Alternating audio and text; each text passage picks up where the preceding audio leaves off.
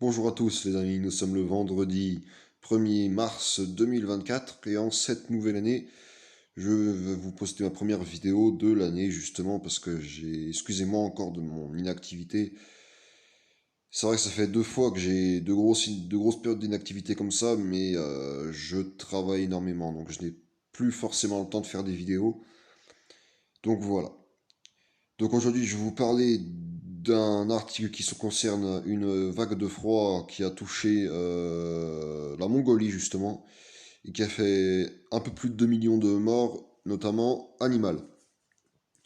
Donc une vague de froid tue plus de 2 millions d'animaux de faim et d'épuisement en Mongolie. Les éleveurs, naturellement, sont dévastés. Ce pays enclavé n'est pas étranger aux intempéries de décembre-mars, lorsque les températures chutent jusqu'à moins 50 degrés. Donc ça moins de 58 degrés Fahrenheit dans certaines régions. Mais cet hiver a été plus rigoureux que d'habitude, avec des températures inférieures à la normale et de très fortes chutes de neige, ont indiqué les Nations Unies dans un récent rapport.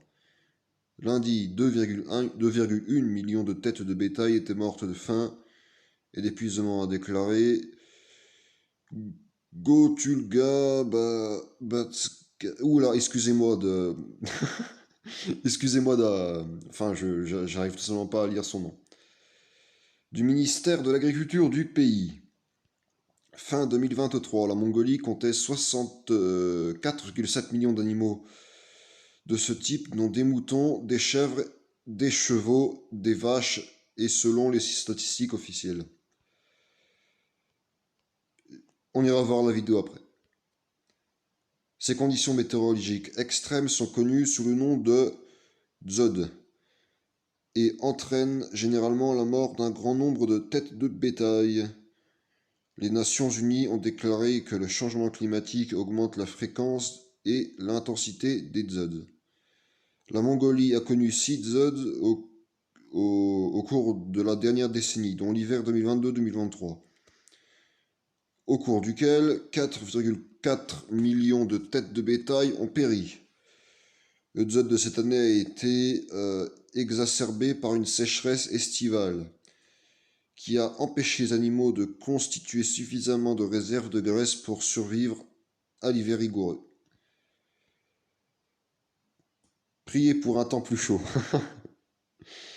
70, 70% excusez-moi, de la Mongolie connaît des conditions de dzud ou quasi-dzud sont nues.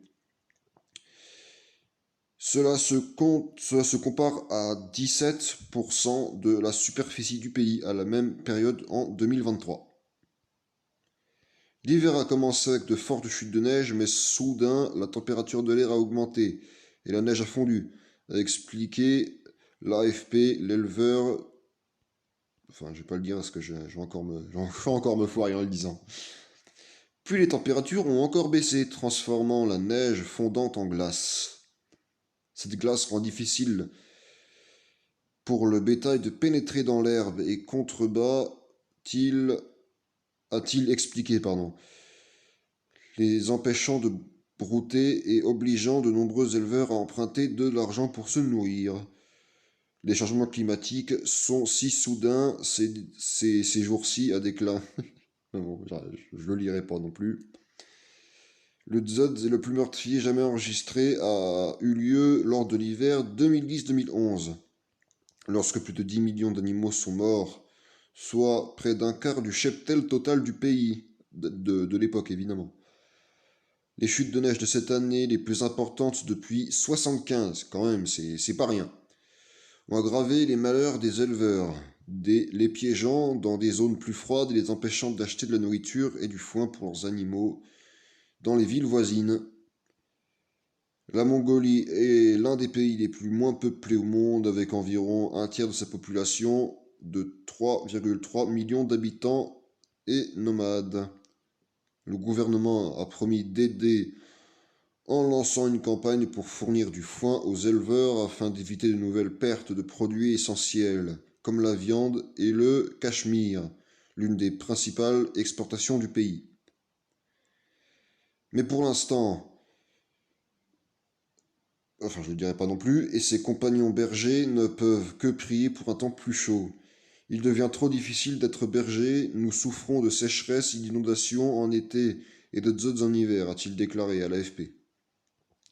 Je vais commencer à perdre mes animaux si la neige ne fond pas dans les mois à venir, a-t-il ajouté. Tous les éleveurs prient pour que le temps soit plus chaud pour faire fondre cette glace afin que nos animaux puissent atteindre l'herbe.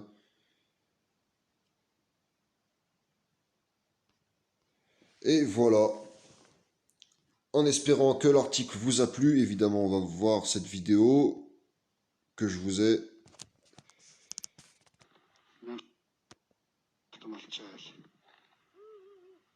Il a l'air de faire sacrément froid quand même. Hein. Ouais.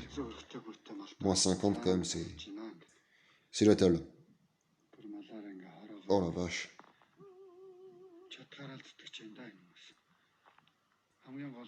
C'est une catastrophe.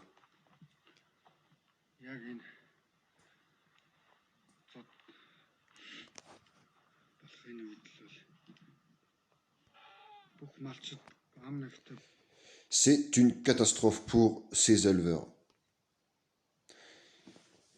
Enfin bref. Merci d'avoir regardé ma vidéo et je vous dis à la prochaine les amis.